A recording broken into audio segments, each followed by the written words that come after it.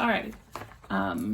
So I watched that video. It seems a little more complicated than I can even understand. So I normally do it this way. I'll write the exponents on the board in the middle like this. Everything else is blank when I start.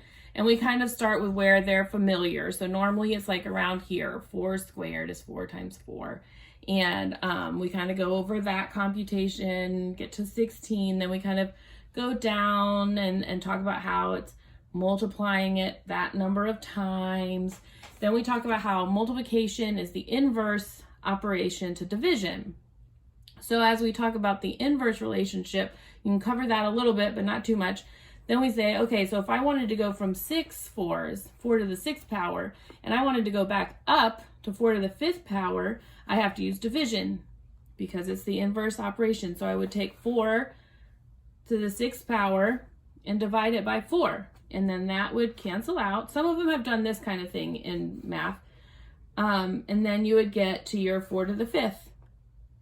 Then if I wanted to go from 4 to the 5th power to 4 to the 4th power, then I would divide it by 4 again and get back down. And you can even show them on the board. You can cross out that 4, and what do you have left? You can circle. You have 4 times 4 times 4 times 4, which is the same thing as over here. Then you go up, and you keep going up until you get all the way up here where it's 4 over 4. So 4 divided by 4. And then what is 4 divided by 4? It's 1. So that's kind of the basic that I go through.